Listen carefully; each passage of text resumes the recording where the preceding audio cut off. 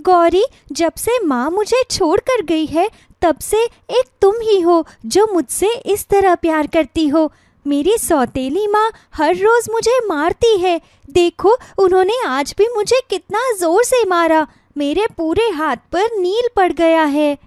रीमा सिर्फ 8 साल की बच्ची थी।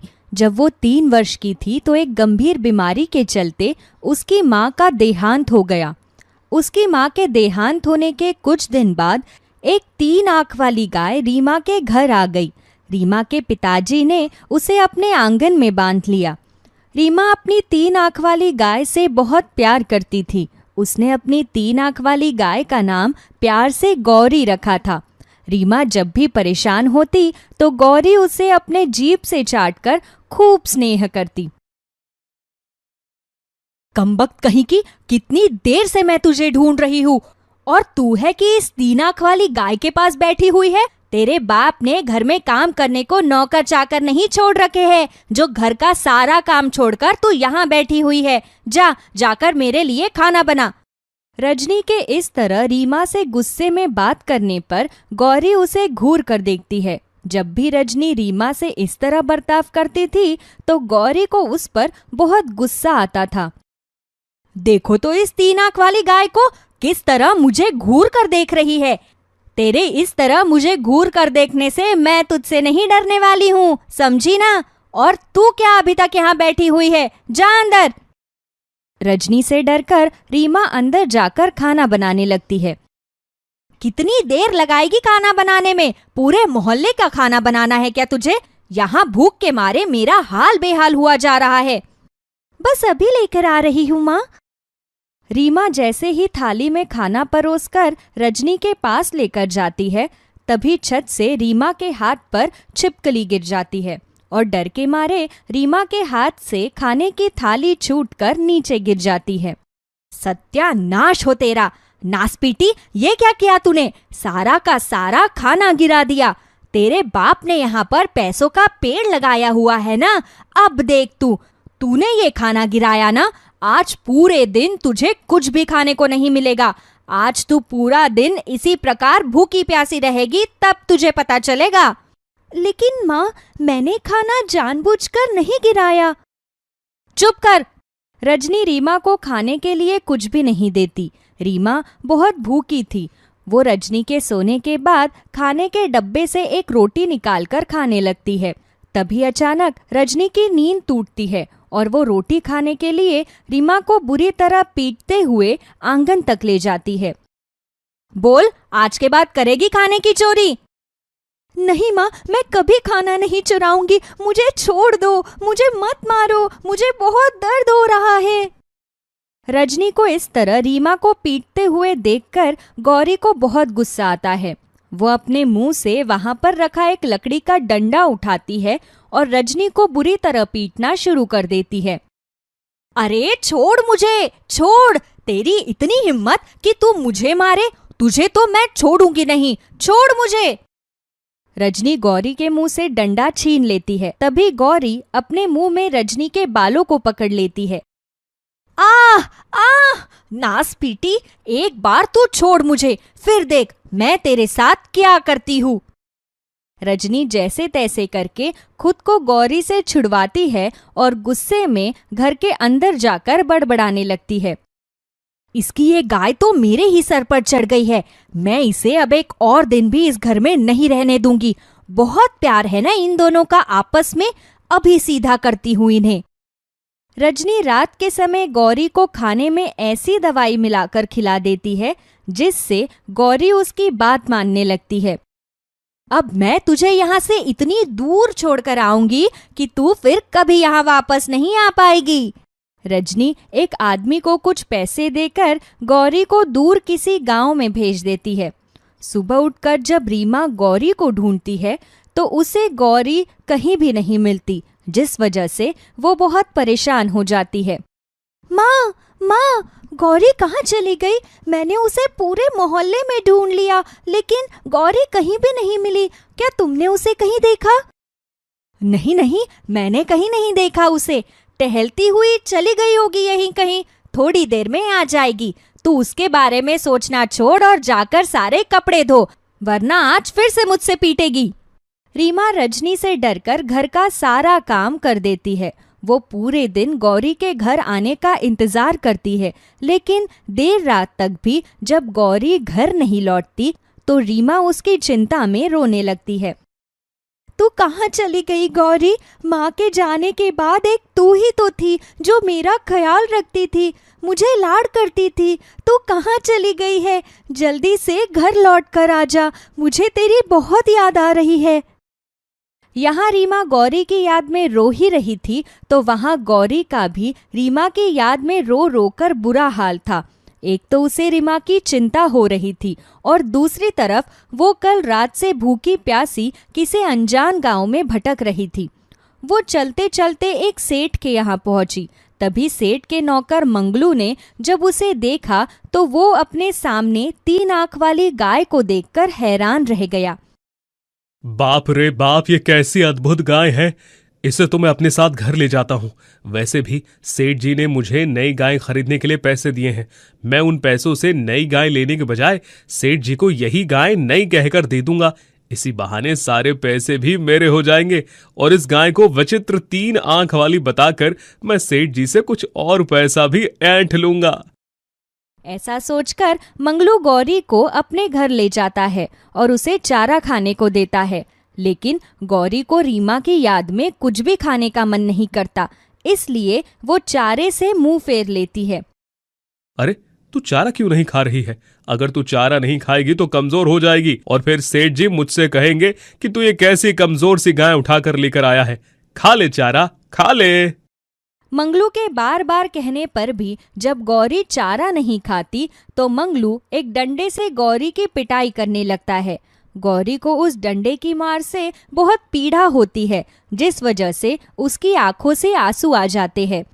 लेकिन जैसे ही उसकी आंख से निकले आंसू जमीन पर गिरते हैं, वैसे ही वो सोने के बन जाते हैं। अरे, ये क्या? इसके आंसू तो जमीन पर गिरते ही सोने के बन गए हैं। इसका मतलब तो सचमुच ही एक अद्भुत गाय है। अच्छा हुआ कि मैंने इसकी डंडे से पिटाई की, वरना तो मुझे इसके बारे में पता ही नहीं चलता। अब तो मैं इसे अपने पास ही रखूंगा। अच्छा हुआ जो मैंने इसे सेठ जी को नहीं दिया। गौरी के आंसुओं से बना सारा सोना मंगलू उठाकर अपने घर के अंदर ले जाता है। जब उसकी पत्नी गीता को ये सब पता चलता है तो उसकी आंखें भी फटी की फटी रह जाती है। अजी, जब इसके आंसू सोने में बदल जाते हैं तो आप इसे हर रोज पीटना, क्योंकि जब तक इसे मार नहीं पड़ेगी ना तब तक हम अमीर नहीं हो पाएंगे। अब दोनों पति पत्नी हर रोज सोना पाने के लालच में गौरी को बुरी तरह मारते पीटते और उसे ठीक से खाना भी नहीं देते, जिस वजह से दिन ब दिन गौरी बहुत कमजोर हो गई। उसके शरीर पर जगह जगह चोट के निशान बन गए। वो उन दोनों लालची पति पत्नी के साथ रहकर बहुत परेशान हो चुकी थी।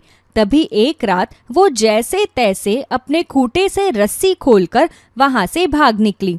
वो चलती चलती दूर एक गांव में पहुंची, जहां एक साधु महाराज की नजर उस पर पड़ी।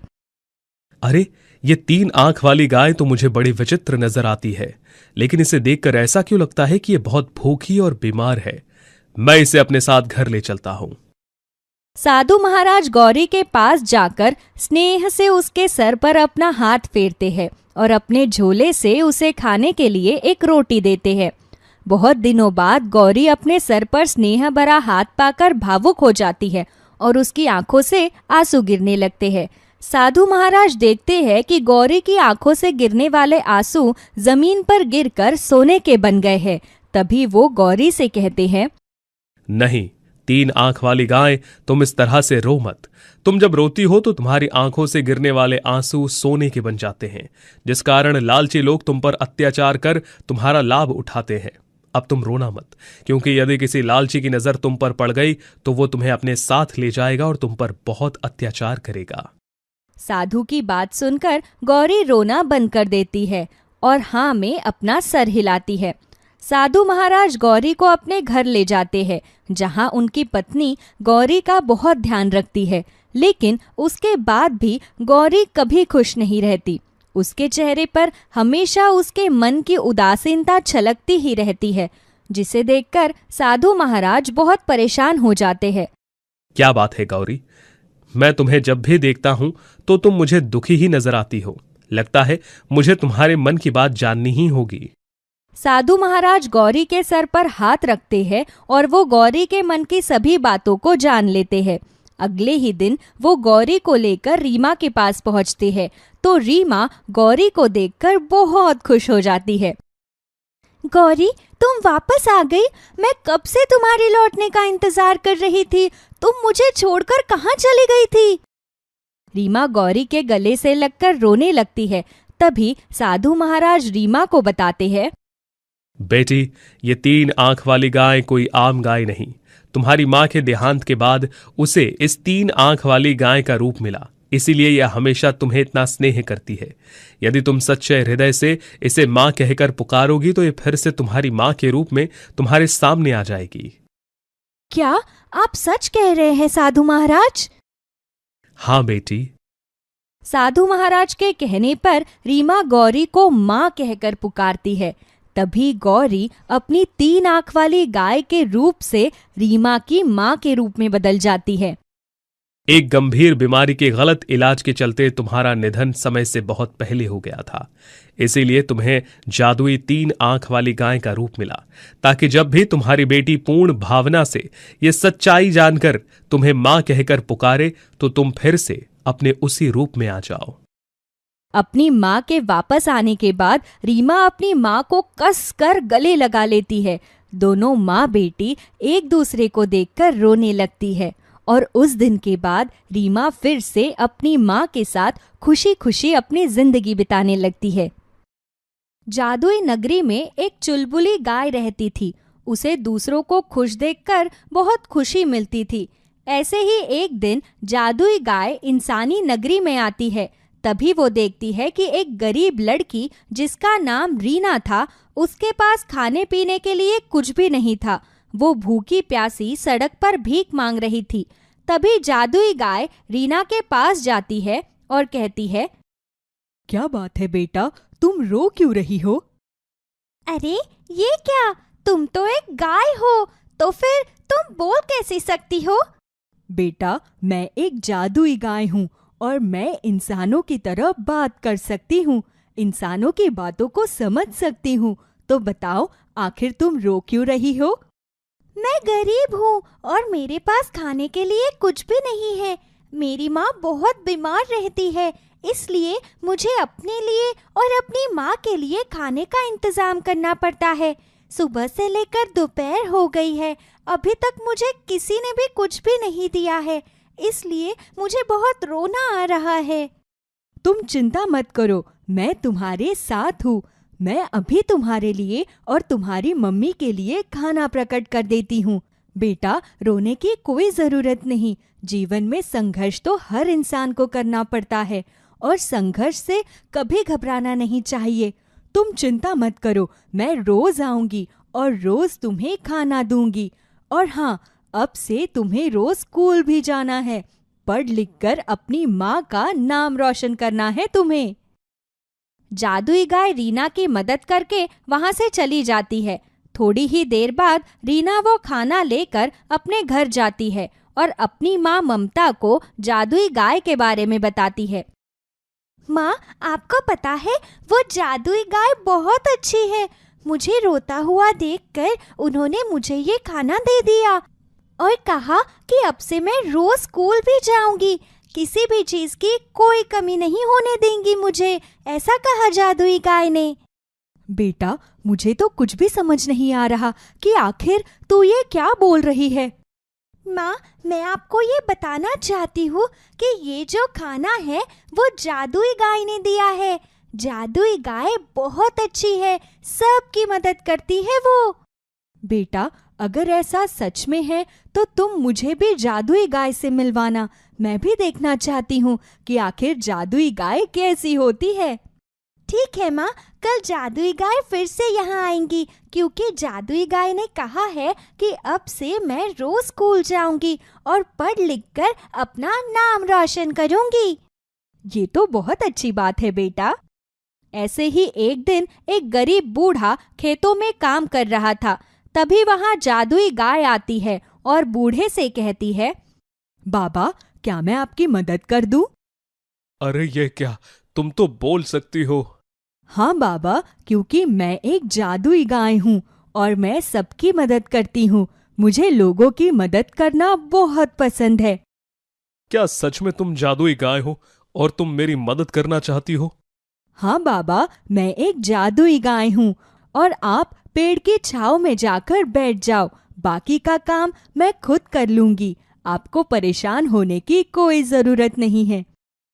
तुम्हारा बहुत बहुत शुक्रिया जादुई गाय। जादुई गाय बूढ़े की मदद करती है और अकेले पूरे खेत का काम करने लगती है। थोड़ी देर बाद जादुई गाय बूढ़े आदमी को एक गाय देते हुए कहती है, बस इस गाय को हमेशा अपने पास रखना और इस गाय की मदद से आप अपने खेत पर आराम से अपना काम कर सकते हो। ये गाय आपकी मदद करेगी। तुम्हारा बहुत बहुत शुक्रिया जादुई गाय, तुमने मेरी बहुत मदद की है। तुम्हारा ये एहसान मैं जिंदगी भर नहीं भूलूंगा। अरे नहीं नहीं बाबा, इसमें शुक्रिया वाली क्या बात है। मेरा फर्ज बनता है आप लोगों की मदद करने का, और वैसे भी जादुई शक्तियों का सही इस्तेमाल करना ही मेरी असली खुशी है। इसीलिए मैं आप लोगों की मदद करती हूँ। देखते ही देखते जादुई गाय अब गांव के हर इंसान की मदद किया करती थी। पूरे गांव में हर कोई जादुई गाय को भगवान की तरह पूजने लगता है। तो वहीं दूसरी तरफ जादुई नगरी में राक्षस बैल को ये बात हजम नहीं हो रही थी। जैसे ही जादुई गाय जादुई नगरी में जाती है, तभी राक्षस बैल जादुई गाय से बोलता है, क्या बात है जादुई गाय, आजकल तुम इंसानी दुनिया में कुछ ज्यादा ही सैर सपाटा कर रही हो। लगता है कि जादुई नगरी से ज्यादा तुम्हें इंसानी दुनिया पसंद आ गई है। बैल, तुम ये बात भूल कैसे जाते हो कि जीवन में हर किसी को स्वतंत्र रहने का अधिकार है, फिर चाहे वो इंसान हो या जानवर या फिर जादुई नगरी का कोई सदस्य। इसीलिए मेरा जब भी मन करेगा तब मैं इंसानी दुनिया में जाऊंगी। इससे तुम्हें क्या? बहुत तारीफ हो रही है तुम्हारी इंसानी दुनिया में। हर किसी के जुबान पर सिर्फ और सिर्फ जादुई गाय का ही नाम है। अब तो लोग भगवान से भी ज्यादा तुम्हारी पूजा कर रहे हैं। मैंने कभी खुद को भगवान के बराबर नहीं समझा। वो तो बस लोगों की अपनी श्रद्धा है। मैं हमेशा लोगों को ये समझाती हूँ कि मैं एक मामूली सी जादुई गाय हूँ और मैं लोगों को खुश रखना जानती हूँ। अगर तुम चाहती हो कि तुम सही सलामत जादुई नगरी में रहो, तो अब से तुम इंसानी दुनिया में जाना बंद कर दो। और अगर तुम्हें इंसानी दुनिया में जाना पसंद है तो जाओ, लेकिन तुम किसी की मदद नहीं करोगी। मुझे लगता है कि तुमसे मेरी तारीफ हजम नहीं हो रही है। लोगों की जुबान पर सिर्फ और सिर्फ मेरा ही नाम है, इसलिए तुम्हें मुझसे ईर्ष्या हो रही है और इसीलिए तुम चाहते हो कि मैं इंसानी दुनिया में ना जाऊं। अब तुम्हें जो समझना है समझो, लेकिन अब मैंने तुम्हें दोबारा इंसानी दुनिया में जाते हुए देख लिया तो याद रखना, मुझसे बुरा कोई नहीं होगा। तुम्हें जो करना है कर लेना। ऐसे ही कुछ दिन बीत जाते हैं। जादुई गाय हर किसी की मदद किया करती। ये देखकर बैल को मन ही मन में बहुत ज्यादा जलन हो रही थी। ऐसे ही एक दिन राक्षस बैल जादुई गाय को सबक सिखाने का योजना बनाने लगता है। कोई बात नहीं, मेरी बात तुम्हें समझ में नहीं आ रही ना जादुई गाय? चिंता मत करो, कुछ दिनों में होली आने वाली है और इस होली लोगों के साथ होली खेलने तुम नहीं बल्कि मैं जाऊंगा। लोगों को इस बार अच्छे से होली के रंगों में रंगना है। तो वहीं दूसरी तरफ इंसानी दुनिया में जादुई गाय गांव के सभी लोगों से कहती है, आप लोग बिल्कुल भी चिंता मत कीजिए। इस बार होली का त्योहार हम बहुत ही धूमधाम से मनाएंगे और हाँ, मैं सबके लिए खूब सारे रंग पिचकारी और खाने के लिए पकवान लेकर आऊंगी। किसी को भी कुछ करने की जरूरत नहीं है। तुम्हारा बहुत बहुत शुक्रिया जादुई गाय, तुम किसी देवी से कम नहीं हो। अरे नहीं नहीं, मैं एक जादुई गाय हूँ, कोई भगवान नहीं हूँ मैं। और हाँ, खुशियाँ बांटने से ही खुशियाँ मिलती है और मेरा शुरू से लेकर अब तक यही असूल है, लोगों को खुश रखना और खुश रहना।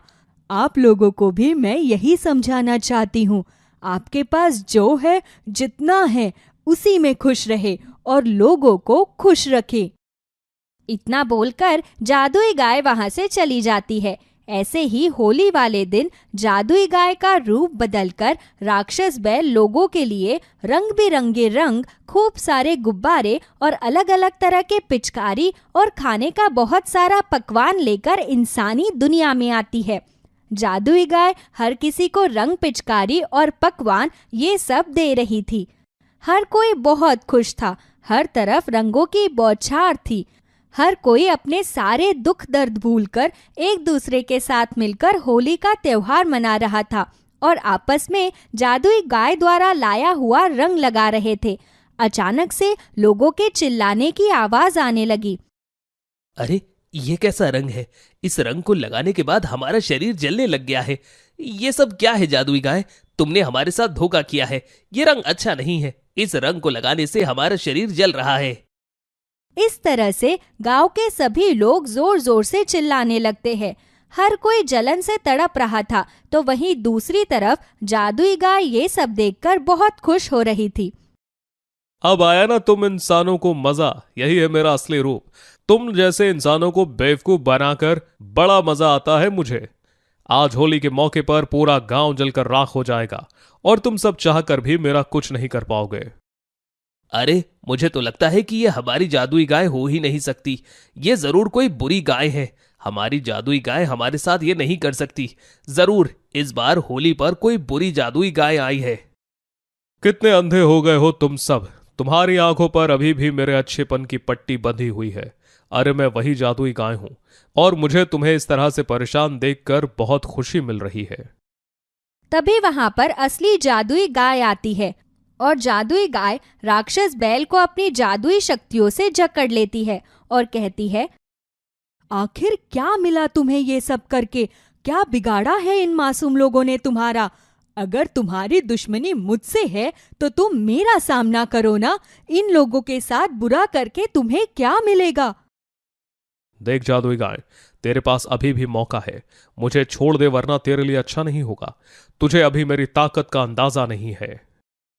तुझे जो करना था तूने कर लिया। अब मेरी बारी है। अगर बात मेरे तक होती तो शायद मैं बर्दाश्त कर लेती, लेकिन बात अब इन मासूम लोगों की है। उनके साथ तूने जो किया है वो बहुत गलत है और इसके लिए तुझे सबक सिखाना बहुत जरूरी है। जादुई गाय अपनी जादुई शक्तियों से सबसे पहले गांव वालों को ठीक करती है और फिर अपनी जादुई शक्तियों से राक्षस बैल के शरीर को जलाकर भस्म कर देती है और इस तरह से जादुई गाय और पूरे गांव को राक्षस बैल से हमेशा के लिए छुटकारा मिल जाता है। गांव वाले बहुत खुश होते हैं और वो जादुई गाय से कहते हैं, तुम्हारा बहुत बहुत शुक्रिया जादुई गाय। हमें पूरा भरोसा था कि तुम हमारे साथ कभी गलत नहीं कर सकती हो। भले ही उस बुरे बैल ने तुम्हारा रूप धारण करके हमें चोट पहुंचाने की कोशिश की, लेकिन हमें पता था कि तुम वो नहीं हो सकती। ये तो आप लोगों का प्यार और विश्वास है, तभी मैंने इस बुरे बैल का सामना किया है। बाकी अब जो हुआ उसे भूल जाइए और हम सब फिर से एक साथ मिलकर होली का त्योहार मनाते हैं। तुम बिल्कुल सही कह रही हो। इस तरह से गांव वाले जादुई गाय के साथ मिलकर होली का त्योहार मनाते हैं। जादुई गाय सभी को खूब सारा होली का रंग और अलग अलग प्रकार की मिठाइयाँ और पकवान देती है। इस कहानी से हमें ये सीख मिलती है कि बुरे कर्मों का नतीजा हमेशा बुरा ही होता है और बुरे कर्मों की वजह से ही राक्षस बैल को हमेशा हमेशा के लिए अपनी जान से हाथ धोना पड़ा।